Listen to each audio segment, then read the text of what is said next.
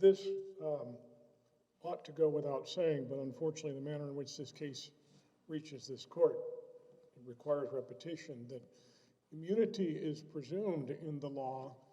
It is the plaintiff's burden to disprove it. And as this court has observed, the Supreme Court repeatedly reminds the lower courts of that axiom.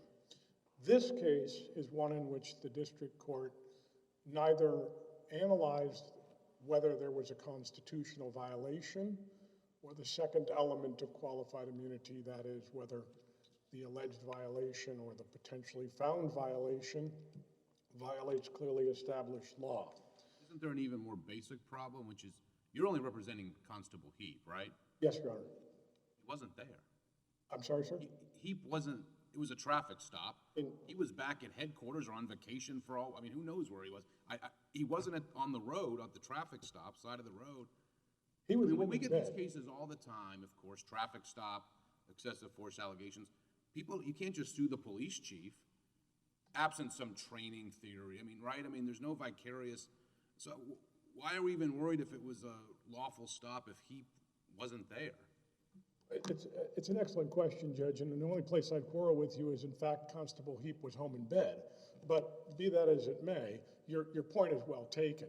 And I'll be candid with the court in telling you that I've struggled with the order in which to address this case, because Your Honor is 100% correct that there is a complete lack of the requisite personal involvement in the alleged constitutional violation, which on its own should have resulted in the prompt dismissal of the law enforcement supervisor, who the plaintiff's appellee's own pleadings demonstrate was not present at the scene or otherwise involved. So Your Honor has now suggested to me the appropriate order, so let me follow your lead. It is right, Heap wasn't there. I mean, there are some allegations Heap directed. I don't know if there's any, we can ask opposing counsel what the basis for that is, but I didn't see in the complaint it says, you know, Heap orchestrated some conspiracy, but that seems, I don't see any specific facts to show that. And I will speak to that, Judge, but again, let me pick up on the personal involvement aspect first, as the court has suggested.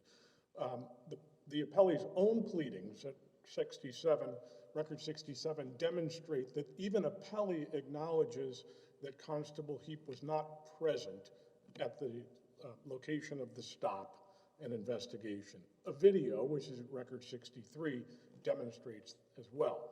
Now, to Judge Costa's point, there is an allegation of, quote, information and belief that Constable Heap directed the deputies to stop the appellee. Now, personally, I would have thought that the Twombly-Iqbal pleading standard would have largely done away with the concept of information and belief, which respectfully, I don't assert to my friend, but just generally is, I wish it were so, or I hope to be able to prove it one day. Those seem to run directly in opposite to the Supreme Court's holdings in Twombly and Iqbal, but focusing particularly on Iqbal's pleading standard because it is an immunity case. If there is a mechanism by which one can assert information and belief as necessary to overcome the presumption of immunity, Iqbal and Twombly certainly demonstrate that there must be some factual underpinning to the alleged information and belief. Here there is none. It is simply ipsa dixit or conclusorily stated that the appellee believes Constable Heap directed the stop.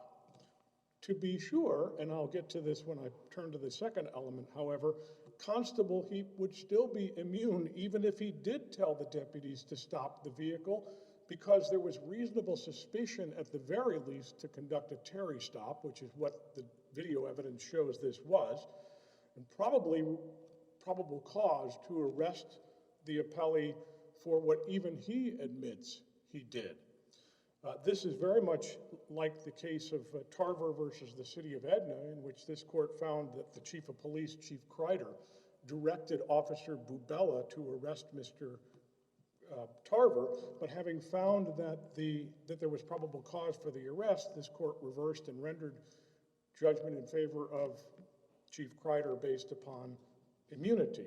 So unless it could be argued and demonstrated from the pleadings that no reasonable officer could have believed that at least grounds for a Terry stop, let alone for an arrest, were present based upon the citizen complaint and the appellee's own pleading admissions, then even if the court were to credit the information and belief argument that Constable Heap had something to do with the stop itself, it would still be a constitutional stop and not actionable against Constable Heap.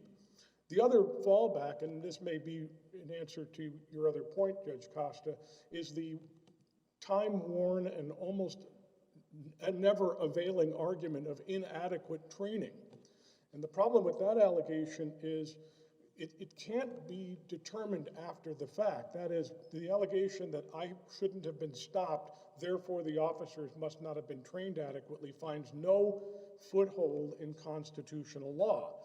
First of all, this court has repeatedly held that TCOL, the Texas Commission on Law Enforcement and Education Training, which is mandated of all officers, is constitutionally sufficient under City of Canton versus Harris. So to the extent that Constable Heap would say, I believe TCOL establishes the basic minimum requirements for constitutional training, he would find favor in a number of cases from this court, all of which are cited at page 26 of the brief. But even if the argument were that that training was inadequate, there would have to be factual allegations of a known need for additional training that precedes this event, and then factual allegations of a conscious disregard of a known or obvious consequence of failing to provide that training, and that's the Valle versus Houston case, although this court has many of those cases, as Judge Costa observes. That one's cited at page 23 of the brief. Now, the personal involvement, again, I think should have been a clear signal to the trial court to go ahead and dismiss Constable Heap, just as Judge Costa has already suggested. But even if the trial court was inclined to analyze whether the appellee has stated a constitutional claim, that itself would have led to dismissal. It's undisputed that there was a citizen complaint. In fact, the appellee admits that, which supports an investigatory stop under the law. The fact that the appellee turned out to be a law enforcement officer, facts which the deputies could not have known at the time that they made the stop, is immaterial. Indeed, the appellee's own admissions demonstrate he may have been in violation of other Texas laws that apply only to law enforcement officers.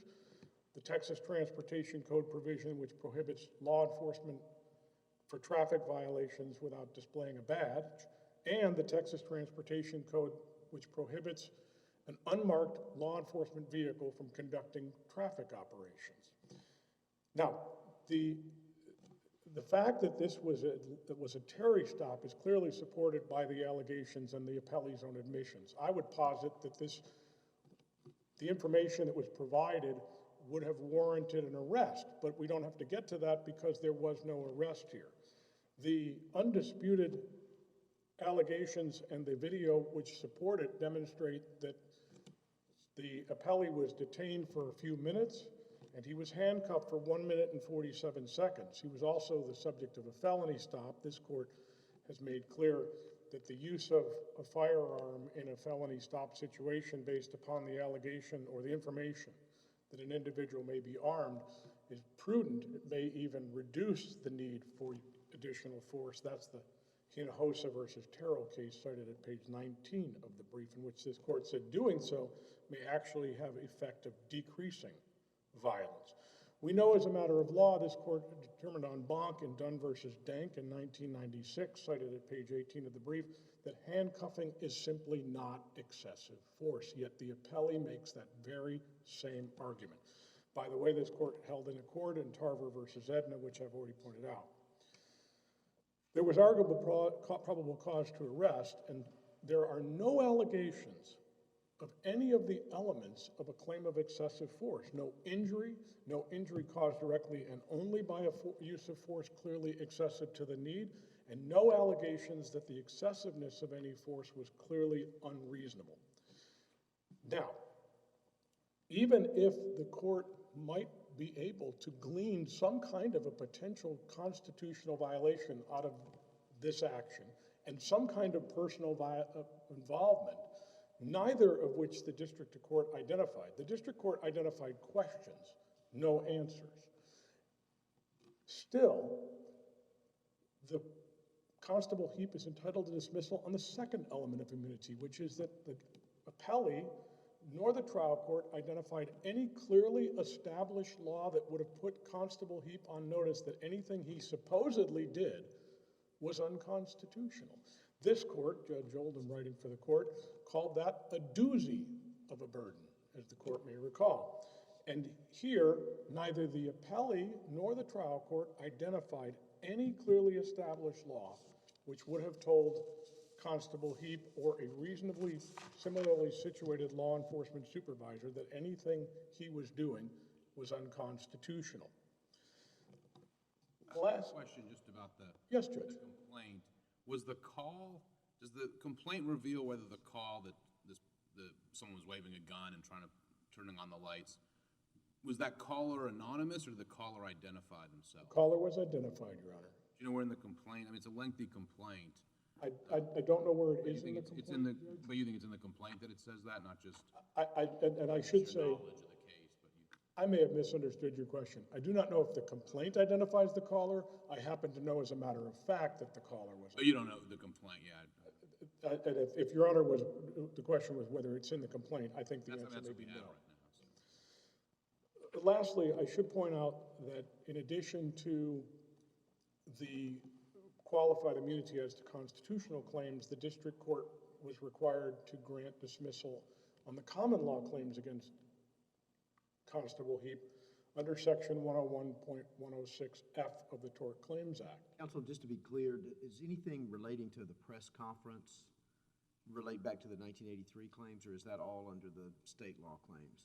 That claim is a defamation claim under state law, to my understanding of the complaint. I don't think that there's a 1983 claim for those statements. So that would be, I mean, back to Judge Costa's original question, the press conference is the only thing that Constable Heap actually participated in himself. In the complaint, that's the only clear allegation of personal involvement, yes, Your Honor. But it's barred by 101.106F of the Texas Tort Claims Act. As this court observed in Wilkerson versus University of North Texas, which is cited at 878 F. 3rd 147, Judge Smith was on that panel. The facts are actually quite similar in that I believe one of the allegations against the university officials, which this court found could not be pursued in light of 101.106F, was a claim of defamation. There's no question, to answer Judge Wilson's question to me, there's no question from the pleadings that the allegation is that Constable Heap used his office to make these, to conduct the press conference and make what the appellee complains were inappropriate comments. And that being the case, in light of this court's opinion in Wilkerson versus University of North Texas and the subsequent Supreme Court opinion from the Texas Supreme Court opinion in Garza versus Harrison, it's clear that Constable Heap's the allegations against Constable Heap related to that press conference fall within the preclusion of 101.106F. Lastly, while I don't think this court will reach it, if there was a need for discovery, it was incumbent, consistent with Bakke versus LeBlanc, for the trial court to identify the specific narrow facts on which the court required discovery to resolve the question of immunity. But I think it's quite clear from the order and from the appellee's complaint itself that just like in Bakke versus LeBlanc, the trial judge here, who was the same trial judge in Bakke, has once again doubly erred in failing to resolve the question of immunity on the pleadings and also in allowing discovery to proceed without narrowly tailoring it to some specific need. Thank you. I'll reserve my time for rebuttal. Yes, Mr. Helfand, you saved time for rebuttal. Mr. Scott?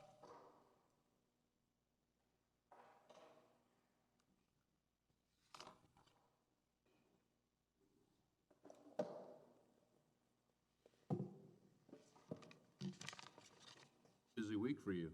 Yes.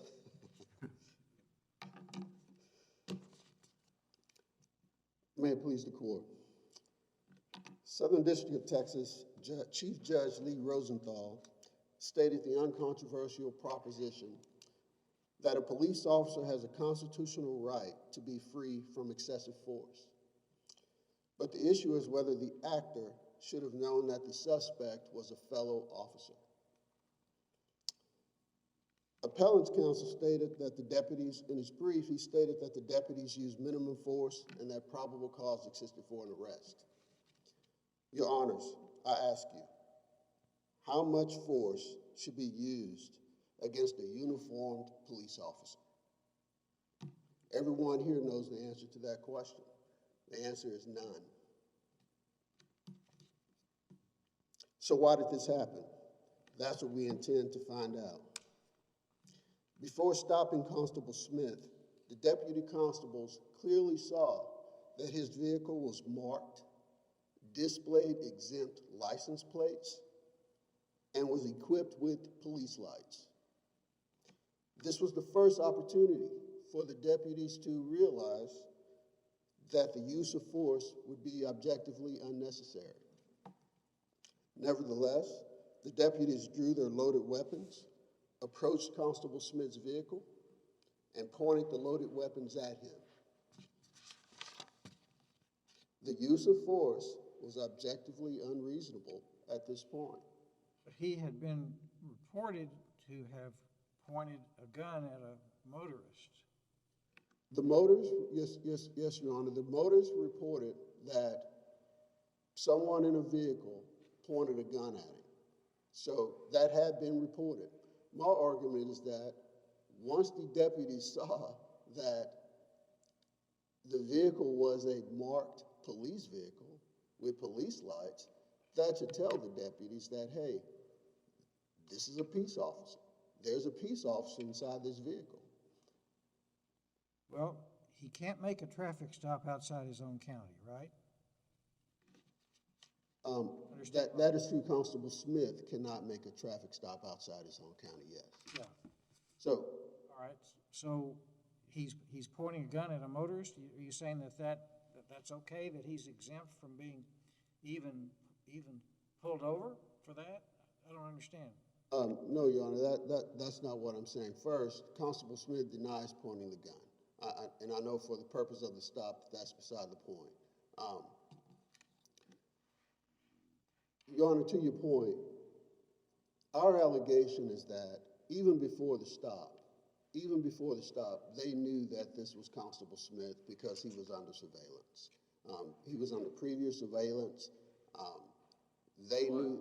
Why was he under surveillance? Your Honor, he was under surveillance. These two constables have a history. Their jurisdictions share a common border. They have to cooperate with each other. This is Northwest Harris County, where Waller County is, right? Yes. And there's been friction in the past between these two jurisdictions. So that, we intend to conduct discovery to find out more about this, but, there's friction. So we believe that at the moment they saw him, they knew who he was. And no, they did not believe that Constable Smith pointed a weapon at this guy. There was friction that caused them to make the stop. But more things happened after the stop. So even if we assume that they had a right to make the stop, okay, I'd like to keep going because there's more. The history of this friction, though, is not detailed in the complaint, is it? I know there's references to it, but there's no details about it. There's no detail, Your Honor. There's no detail. We intended to conduct discovery to get more detailed facts. When Constable Smith exited his vehicle, he was wearing his official uniform, displaying his badge and name tag.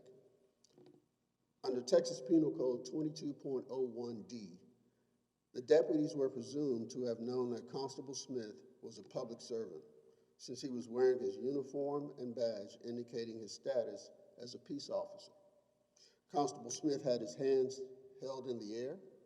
He was not wearing a service weapon, and he was obeying all commands.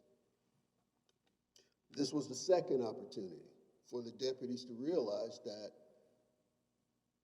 there was, it was objectively unnecessary for them to have to use force against Constable Smith. Even still, the deputy constables continued to aim their loaded weapons at him and instructed him to walk forward.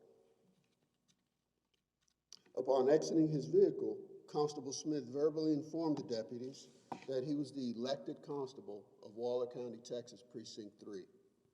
This verbal identification, together with the other objective indications of Constable Smith's peace officer status, should have led the deputies to objectively conclude that force would be unnecessary. Instead, the deputies handcuffed him and attempted to place him in a police vehicle. Well, he refused that, though. He He was refused it. following all commands when he didn't follow the command to get in the police vehicle. Your Honor, at that point, he determined that it was an unlawful arrest, and he asked the deputies to call Constable Heap. He was afraid for his life. He did not want to get in the back of a police vehicle.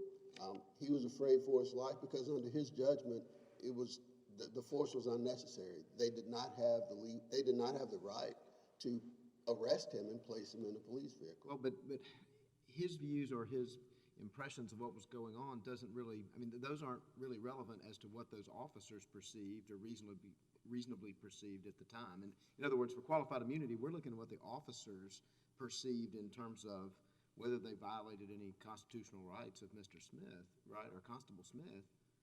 In other words, what he thought or perceived was going on is less relevant than what they thought in terms of their reasonable suspicion to conduct a Terry stop, and then what they did thereafter in terms of controlling the premises. Correct, Your Honor.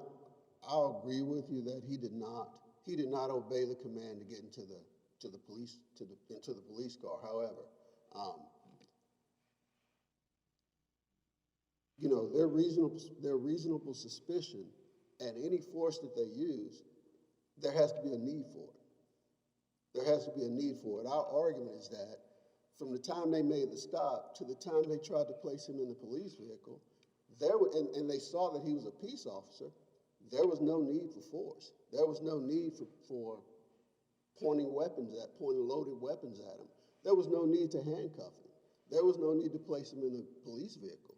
This was a Class A misdemeanor that if we assume that their allegations are true about the pointing the weapon, that's a Class A misdemeanor, deadly conduct. And the constables did not witness that. So they have information from a caller that someone pointed a gun at them. But when they arrive, they see that it's a peace officer. They did not witness him waving the gun. Well, you can arrest and handcuff someone for a misdemeanor. That's the Atwater case. A lot of people don't like that rule, but that's what the Supreme Court said. Well, in Atwater, in the Fifth Circuit opinion from Atwater, I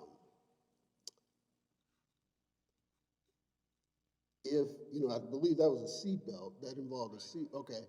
Well, the officer witnessed it.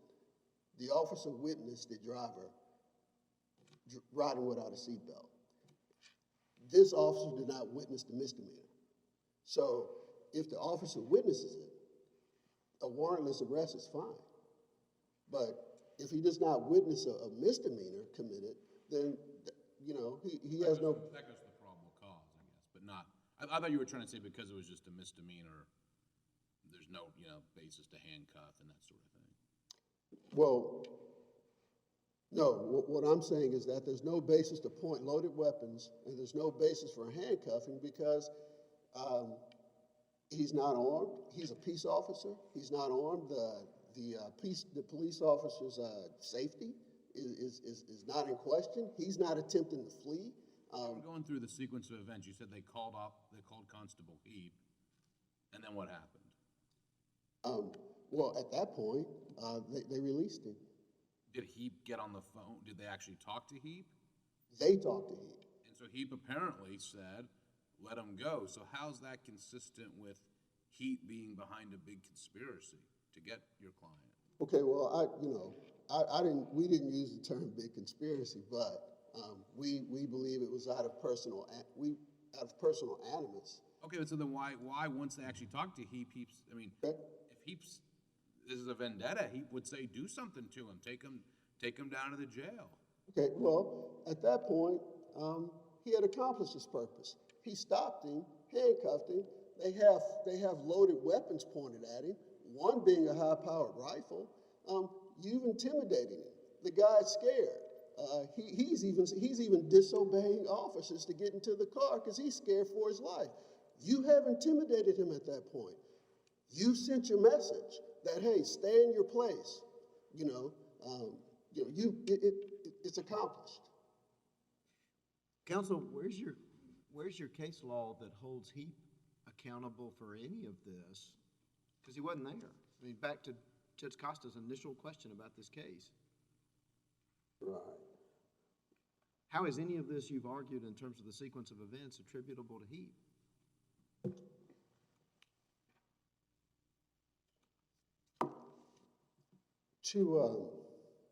To impute personal involvement, we relied on the statement at the press conference that Constable Heap held, where he stated that he reviewed the tape, he knew all the information, and he did not see anything wrong with his deputy's actions. Where's your case law that clearly establishes that?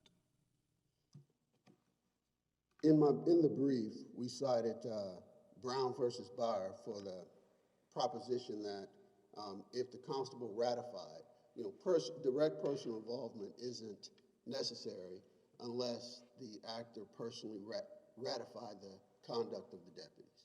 For an excessive force claim. Well, I don't know that. I don't know that applies directly to a excessive force claim, but it does. It does stand for the proposition of ratification that an official can be held individually liable if he ratified the unlawful acts of his deputies. And we allege that the deputies used excessive force. Constable Heap had that information. He saw the incident. He had all the information. So, he could tell it was excessive force, but then he ratified the acts of the deputies by saying publicly that nothing was wrong with what they did. So we allege that that's ratification, and if the jury finds that that is ratification, he can be held individually liable, and he wouldn't be. Yes, but that has to be to survive qualified immunity. That has to be clearly established in the law that he can be held for his deputy's actions, even though he wasn't there. Well, it is in the law that says he doesn't have to be there if he ratifies it after the fact. So he does not have to be there.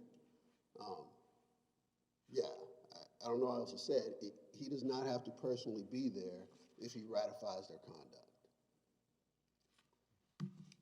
But let's get back to the excessive force. So we have a report from a citizen that someone is pointing a gun at a motorist and flashing his lights at a motorist.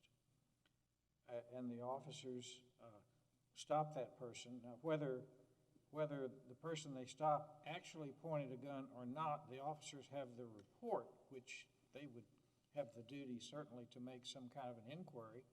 So they make the stop, and still thinking that there was a citizen report of someone pointing a gun. I mean, why doesn't that justify at least an effort to handcuff for 1 minute and 47 seconds to make some kind of investigation, particularly since they did, in fact, find a service weapon inside his vehicle? So I guess what I'm getting at, this is a long-winded question, I'll give you a chance to answer, but when he sees the video of all that, what is he going to say was wrong with it?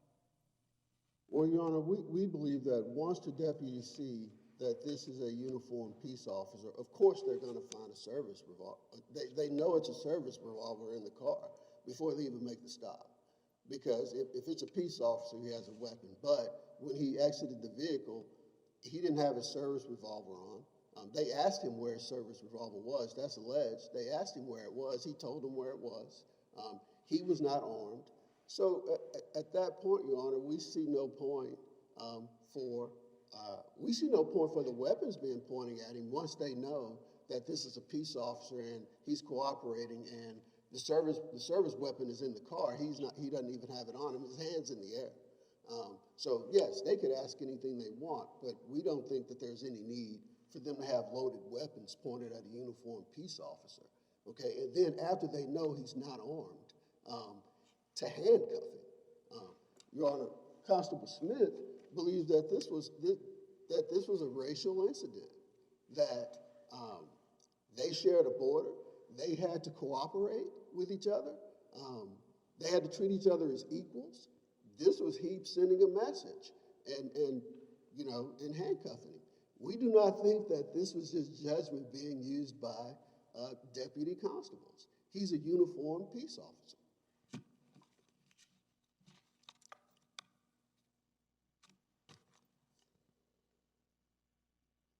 At all relevant times, Constable Smith alleges that he had committed no crime.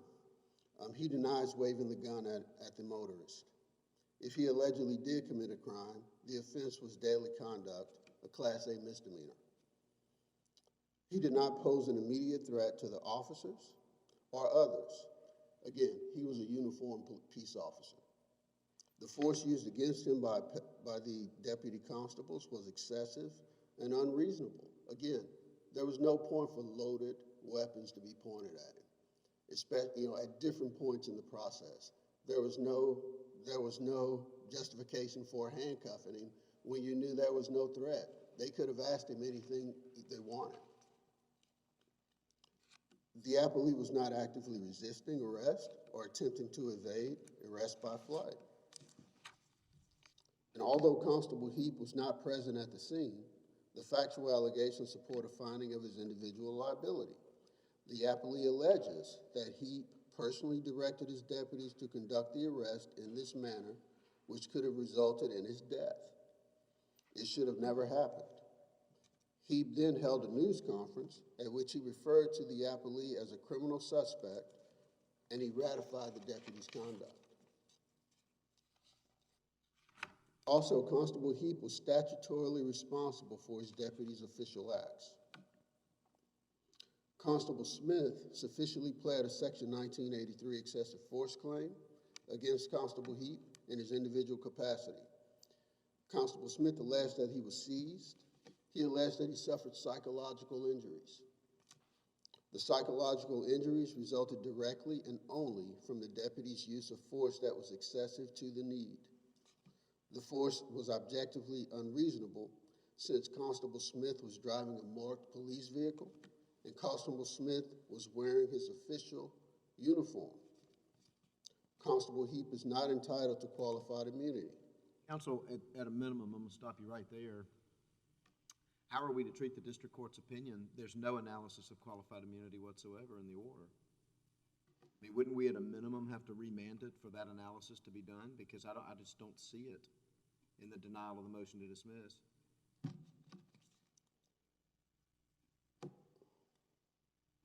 You said, how are you to treat the district court's order? Yes, there's no analysis of qualified immunity at all in denying the motion to dismiss, unless I'm misreading the order. I mean, what is your position as to how we're to address that issue?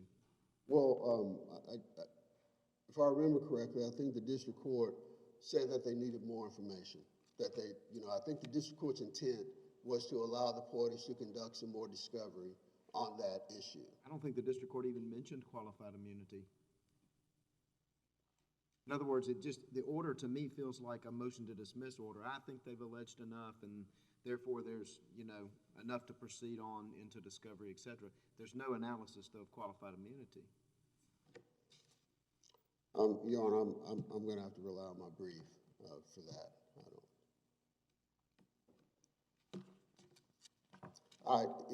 My reading of the order was the judge's intent was to allow the parties to conduct discovery and reveal some more of the facts that related to qualified immunity. All right, thank you, Mr. Scott. Helfand, for rebuttal.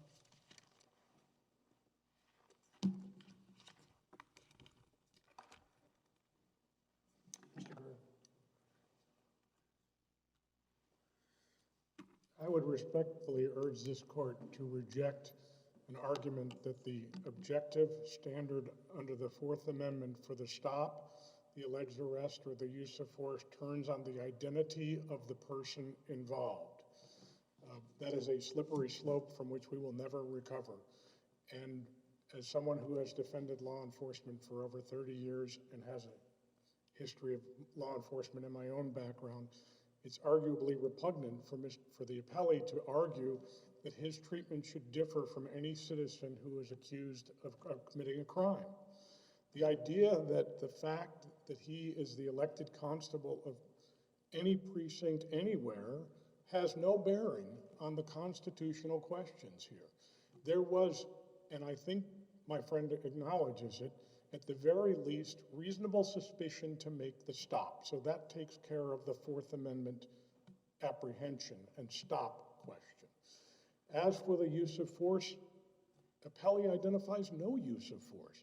This court has held that pointing a gun at someone is not a use of force in violation of the Fourth Amendment as a matter of law. This court has held en banc as a matter of law that the use of handcuffs is not a use of force as a matter of law. As for the allegation first advanced today, because it's not in the complaint, that the only injury is one of psychological or mental anguish injury, this court also rejected that en banc in Dunn versus Dank, holding that pure psychological injury standing alone is not the injury component necessary to state a claim under the Fourth Amendment for use of excessive force. There simply was no force used here in accordance with the well-established precedents of this court. What the deputies may have observed is not in any way attributable to Constable Heap, and I will apologize if I do not recall an allegation a ratification, in the complaint anywhere.